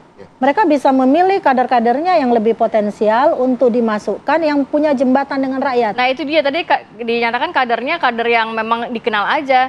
Toh juga nanti ada staf-stafnya yang membantu, staf-stafnya yang lebih pintar untuk juga memberikan analisis. Ya, terus terang ya, di DPR itu saya tahu ada beberapa anggota DPR yang staf ahlinya adalah anaknya sendiri. Staf ahlinya anak sendiri? Staf anak sendiri. Staf ahlinya tamat S1, padahal syarat minimal S2. Tapi apa boleh bulat daripada gepeng, kita tahu sama tahu katanya gitu, seperti itu. Nah, ini yang tidak boleh terjadi, mungkin sampai sedetil itu ya dibicarakan nanti kalau memang ingin merubah undang-undang pemilu, jadi termasuk undang-undang MD3 itu. Juga ya? Iya. Baik, jadi Mas Adi, kayaknya Bang Andreas bisa mewakili kita lah, kita udah ngomong semua sama dia tahu itu. Mas Adi, mungkin apakah kemudian revisi Undang-Undang Pemilu juga bisa menjadi reformasi politik yang tentunya juga sistemik, bukan hanya reformasi pencitraan begitu, Mas Adi? Saya termasuk yang meyakini bahwa revisi itu hanya bagian dari salah satu ikhtiar untuk memperbaiki bagaimana kita melahirkan kualitas DPR yang sesuai dengan harapan. Kedepan tentu saja kita berharap bisa tidak dalam revisi Undang-Undang Pemilu calon perseorangan juga diperbolehkan. Kenapa sih nggak boleh calon perseorangan? Karena belakangan ini kita tahu banyak orang hebat, banyak orang pintar, banyak orang top, akidahnya bagus, imannya bagus, TOEFL-nya bagus, bahasa Inggrisnya bagus. Tapi karena dia misalnya menganggap masuk partai itu agak rumit, dia tidak mampu untuk mencalonkan diri sebagai caleg. Saya tentu berharap kalau kemudian pemilihan gubernur, bupati, dan wali kota, calon perseorangan diperbolehkan, kenapa untuk DPR tidak diperbolehkan? Dan bahkan mengusulkan kalau bisa pemilihan presiden sekalipun, calon independen dan perseorangan juga diperbolehkan. Ini kan untuk mengantisipasi orang yang alergi dengan partai. Sorry itu saya harus kita katakan, per hari ini ada sekitar 80% masyarakat kita yang tidak teridentifikasi, tidak merasa dekat atau menjadi bagian dari partai politik. Mereka itu bukan tidak mau jadi pejabat publik, cuman karena untuk menjadi pejabat publik itu kanalnya harus partai, mereka agak mundur. Karena tidak gampang masuk partai itu, harus tertib dari bawah. Mungkin nggak kayak gitu perorangan yang diajukan? Lah kalau ini dianggap sebagai sebuah komitmen, ikhtiar untuk menciptakan bagaimana calon-calon pejabat publik sebagai anggota dewan itu baik, harus dibuka menurut saya. Nggak ada jalan cerita, dan kompetisinya seperti pasar bebas. Kenyataannya pelik nggak untuk direalisasikan seperti itu? Bagi saya gampang kok, apa susahnya? Ketok bahwa calon perseorangan boleh menjadi caleg. Seperti halnya dalam pilkada. Kita tahu calon perseorangan di pilkada, peminatnya sedikit, peminatnya banyak. Tapi minimal yang ingin saya katakan adalah, kalau ada orang yang merasa hebat, dia punya kapasitas, punya kompetensi, minimal tidak harus lewat partai dong. Dia bisa mengatasnamakan calon perseorangan, mungkin. Caleg perseorangan juga ada syarat dan kriteria administratif yang bisa dipenuhi, itu satu. Nah yang kedua bagi saya secara prinsip adalah kita ini punya momentum untuk melakukan revisi dan perbaikan kualitas rekrutmen caleg-caleg yang akan ditandingkan di setiap pileg. Ada teori yang disebut dengan teori ekonomi politik, supply and demand. Nah supply yang diberikan oleh setiap partai berupa caleg adalah mereka yang produknya bagus dong, kapasitas, kompetensi, integritas. Problemnya adalah supply yang diberikan oleh partai tidak sesuai dengan ekspektasi. Yang penting terkenal, yang penting populer, punya logistik yang kuat, isi tasnya banyak, dia dipilih. Itulah yang saya sebutkan, partai ini banyak sekali alibinya, banyak sekali argumen-argumen yang seringkali untuk membantah statement publik. Udahlah, kalau memang caleg kita ini dianggap tidak kompeten, memang tidak populer, dianggap tidak punya kapasitas, uji materi aja. Jadi biar rakyatlah yang menentukan. Nah itu alibinya. Berarti realisasinya terbilang masih cukup sulit untuk direalisasikan. Tentu kalau kita mau jujur sebenarnya, ujungnya semua partai politik cuma satu mas, kalau bicara tentang pileg. Dia menang dan nambah kursi, udah itu aja.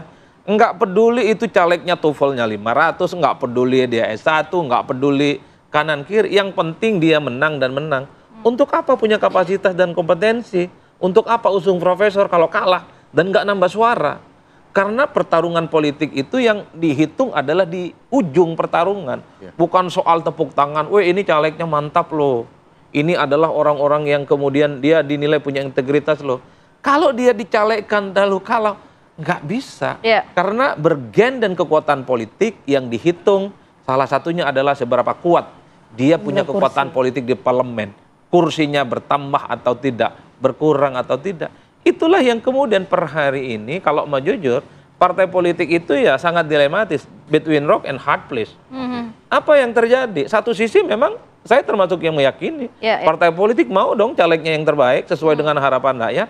Tapi kalau nggak sesuai dengan kebutuhan pasar, nggak bakal dicalonkan, Pak. Yang dicalonkan itu adalah yang sesuai dengan kebutuhan pasar. Berarti ya seperti populer itu ya. lah dia, punya duit lah dia, selebritas lah dia, punya tampang charming dia.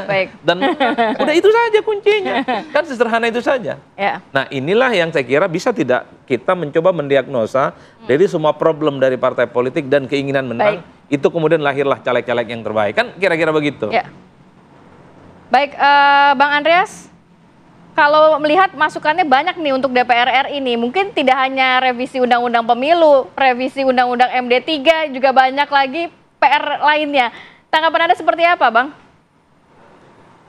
Ya, makanya kalau saya melihat kita melakukan riset betul gitu untuk perubahan sistem pemilu, kepartaian, sehingga kita memperbaiki itu tidak hanya karena emosional, situasional gitu, dan sesuai dengan kondisi masyarakat, budaya politik kita gitu. Karena sistem politik itu harus matching dengan budaya politik yang ada di kita. Itu teoritisnya seperti itu gitu.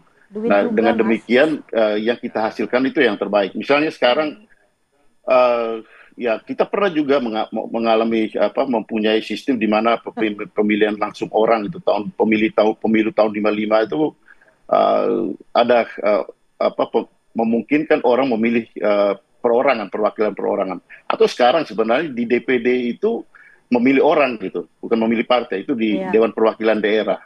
Nah kita bisa bandingkan gitu, bagaimana itu satu hal. Terus kemudian juga kita ya lihat bagaimana perkembangan sistem pemilihan umum yang ada di berbagai negara gitu. Karena setiap sistem itu punya kelemahan dan punya kelebihannya.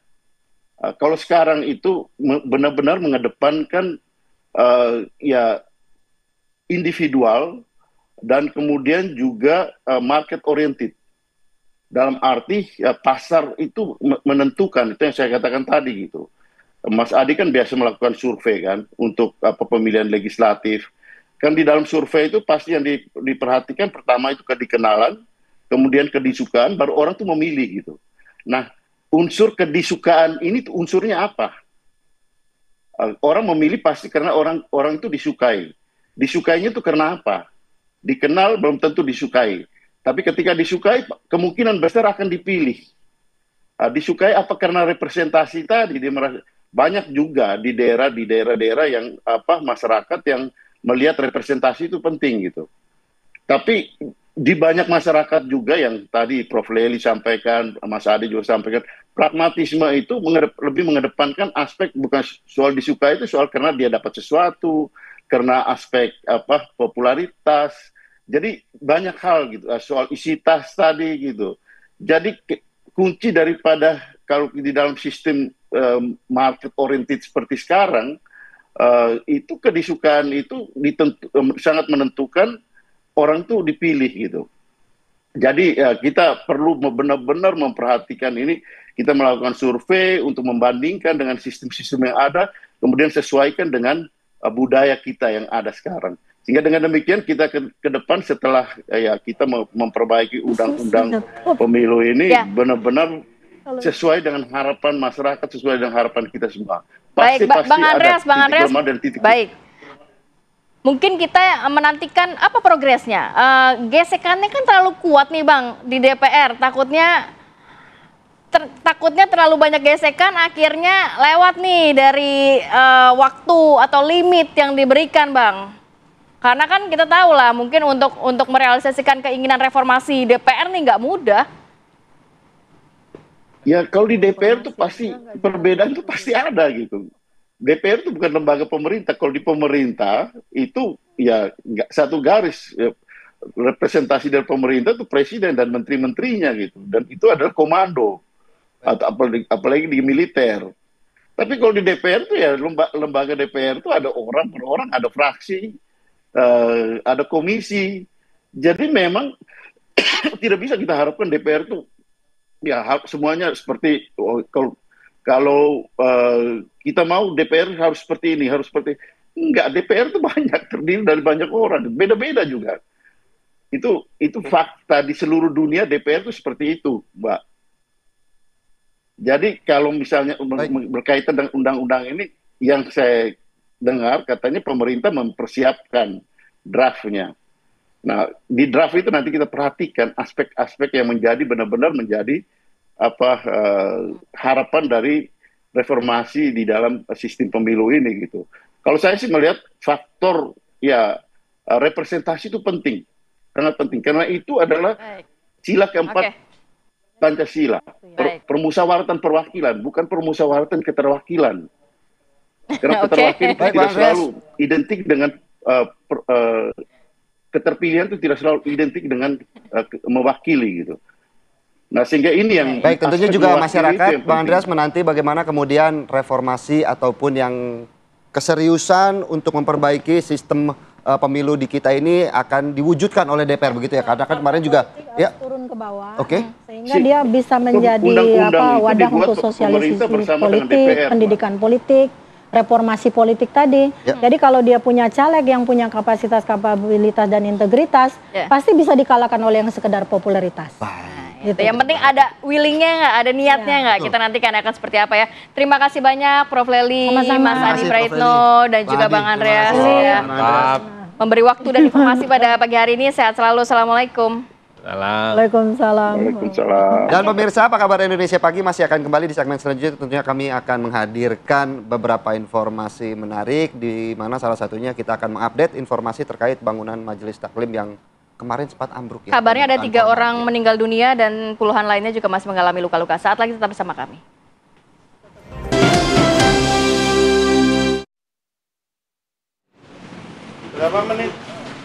Pemirsa, satu bangunan majelis taklim di Kampung Ciapus Kompas, Desa Sukamakmur, Kecamatan Ciopas, Kabupaten Bogor, Jawa Barat, ini ambruk saat acara peringatan Maulid Nabi pada Minggu pagi.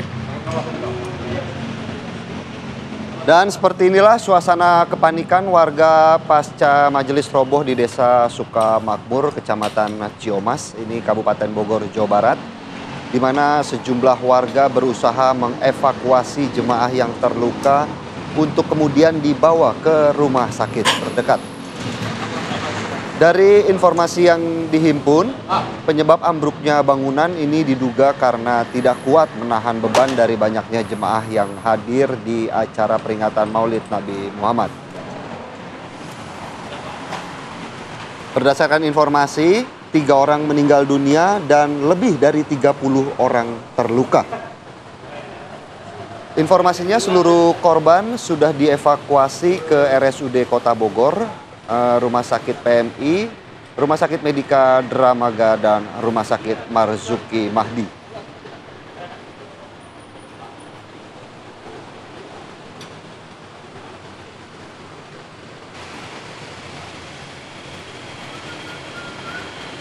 Pemirsa, 28 korban luka korban bangunan majelis taklim yang ambruk ini menjalani perawatan medis di RSUD Kota Bogor. Dari 28 orang yang dirawat, 3 mengalami luka berat dan lainnya mengalami luka sedang dan juga ringan. Kebanyakan korban luka mengalami luka di bagian kepala dan juga perut akibat tertimpa reruntuhan bangunan. Para korban masih dalam kondisi stabil dan juga masih menjalani perawatan secara intensif.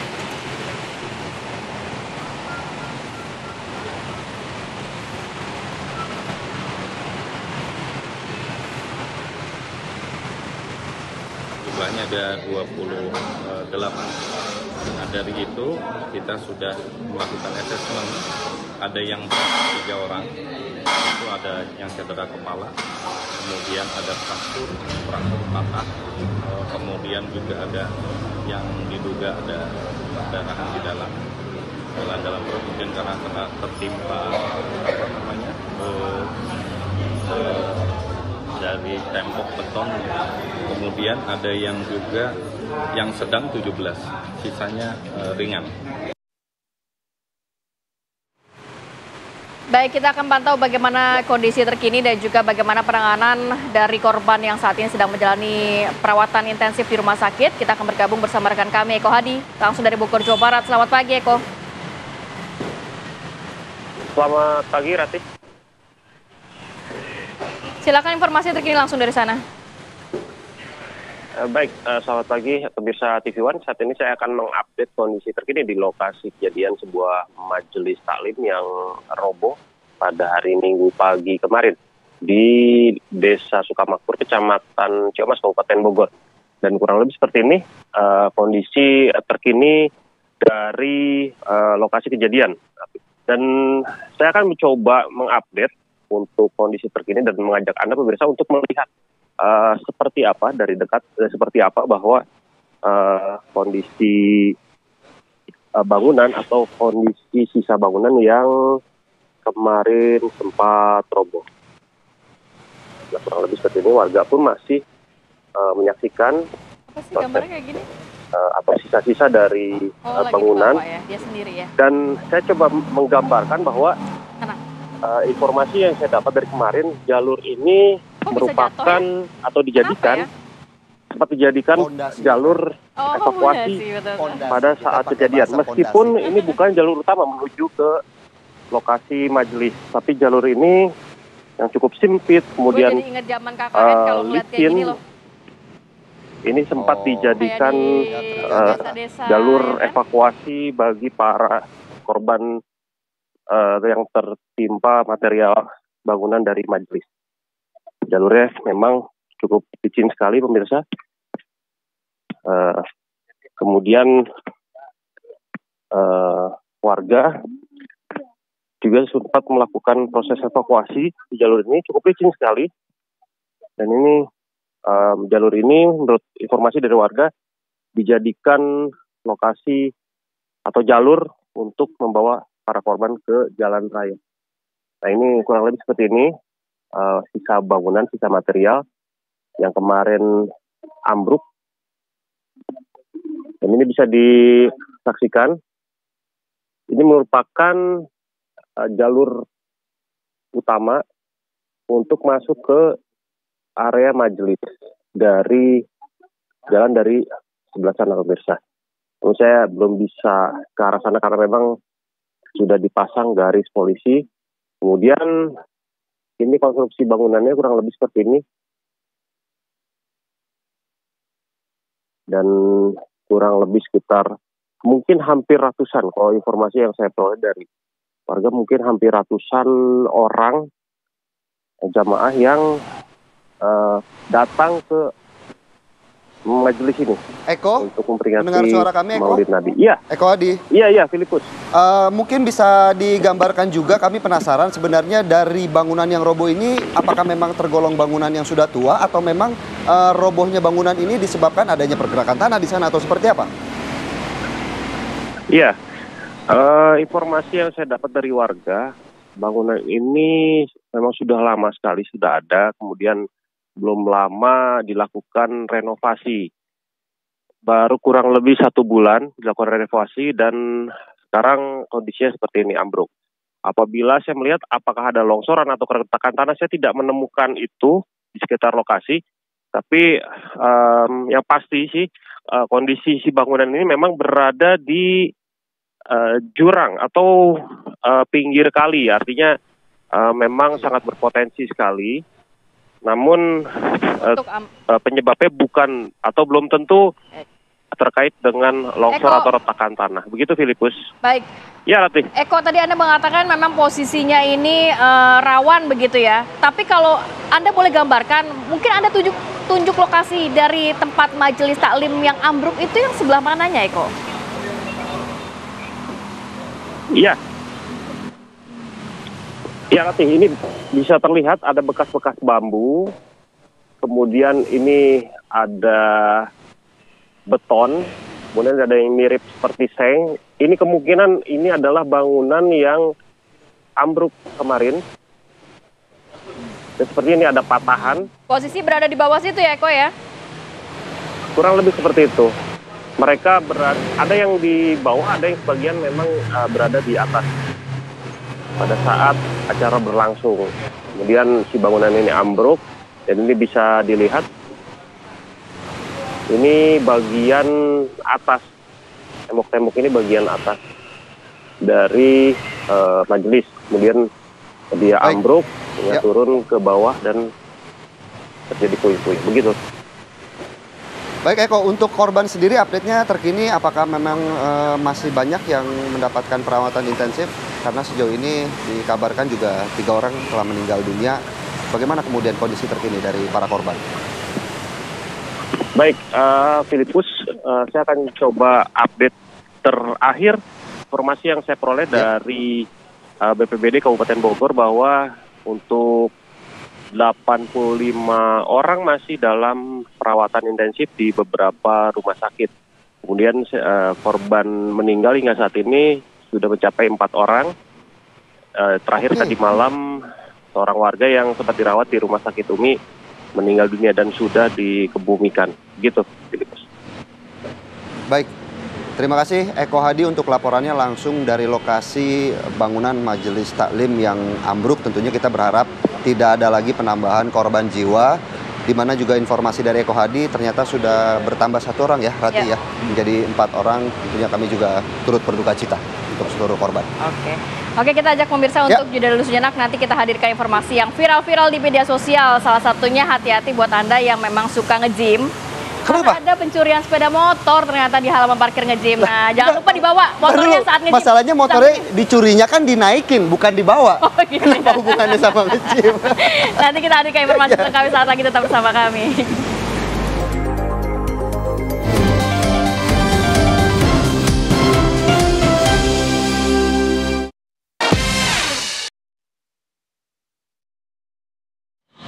Yang viral sesuai dengan informasi dari Ratih tadi. Kita hadirkan berita-berita yang viral, salah satunya pencurian sepeda motor di halaman parkir tempat gym atau senam di wilayah Brebes, Jawa Tengah ini viral. di media sosial setelah aksinya terekam oleh kamera CCTV begitu.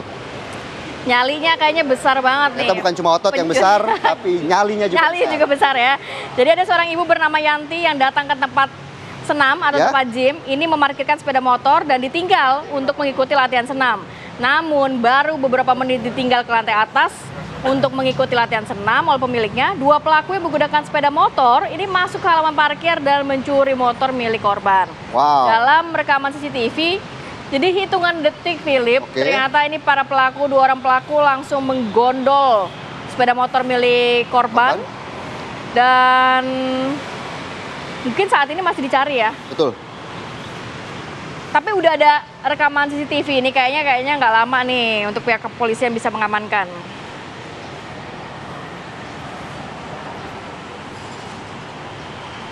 Ini ada yang viral juga pemirsa, ada sekelompok pemuda yang sedang balapan liar menabrak pengendara lain yang sedang melintas di dekat alun-alun Kota Blora. Jadi insiden itu berhasil terekam kamera milik warga. Dan seperti inilah pemirsa, detik-detik terjadinya tabrakan antara sekelompok pemuda yang sedang melakukan balap liar dengan warga yang melintas begitu ya. Rekaman ini sempat ramai di media sosial dan tentunya polisi bergerak cepat untuk menangkap pemuda yang menggelar balapan liar di tengah jalanan padat. Polisi mengaku tak menyangka bahwa lokasi kejadian terutama Jalan Pemuda sudah sering dipakai balapan liar hampir setiap malam. Tentunya polisi juga akan terus meningkatkan intensitas razia untuk mencegah dan mengantisipasi balapan liar.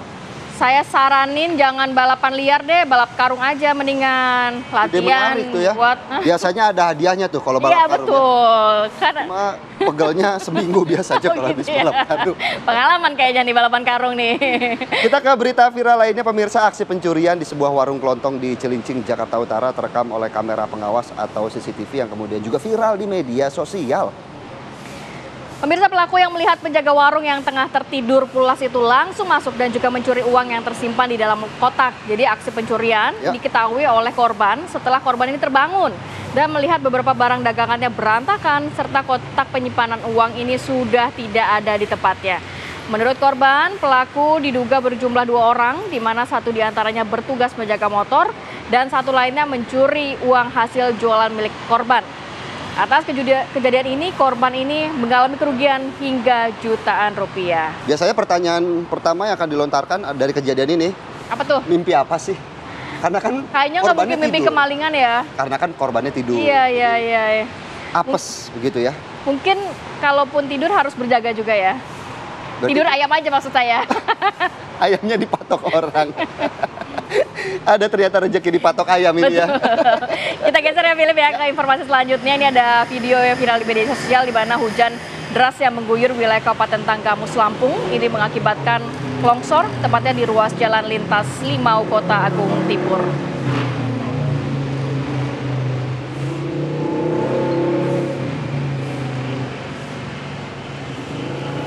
Terdapat 2 titik yang tertimbun longsor dengan material tanah, batu, dan kayu setinggi lebih dari 2 meter yang menutup jalan sepanjang belasan meter. Ini pemirsa bisa saksikan ya, yang tengah viral videonya di media sosial. Bencana longsor ini mengakibatkan arus transportasi lumpuh total. Kendaraan tidak bisa bergerak dan harus menunggu akses jalan kembali terbuka. Hati-hati untuk Anda yang ingin berkendara, melintasi jalan sekitar Kabupaten Tanggamus, Lampung, karena kondisinya memang medannya sangat sulit untuk dilalui ya. Betul.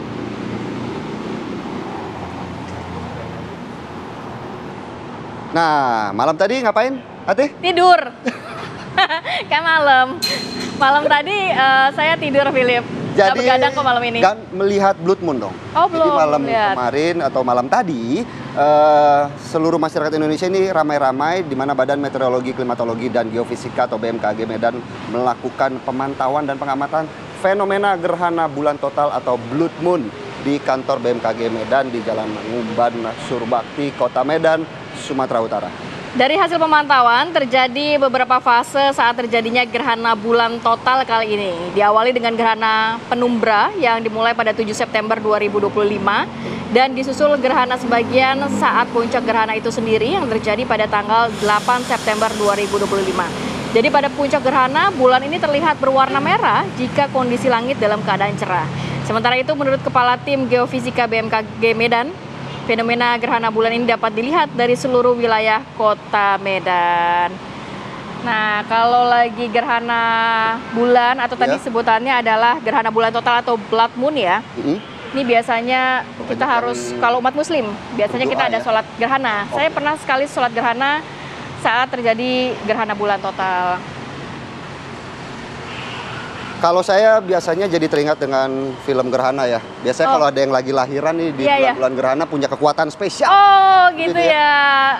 Berarti Anda milenial ya Philip ya? Ketahuan karena umurnya ikut nonton film gerhana juga ya.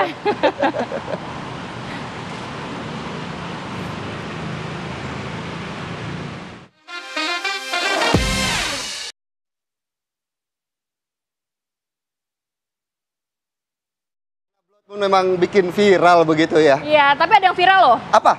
Viral-viral yang para orang-orang yang flexing di media sosial. Kan flexing bukannya bagus? Buat bikin iri, enggak? Kalau nggak punya harta jangan flexing ya. Itu dia, PR-nya kalau punya harta jangan flexing begitu ya. Ternyata flexing itu bisa mengganggu kesehatan. Oh gitu? Iya. Nah, nanti selengkapnya akan dibahas di Hidup Sehat sesaat lagi setelah Apa Kabar Indonesia Pagi. Akhir kata saya Kamarati Kusuma. Saya Filipus Yonaso, Aura Kasih Lari Pagi. Terima kasih telah menyaksikan Apa Kabar Indonesia Pagi. Sampai jumpa.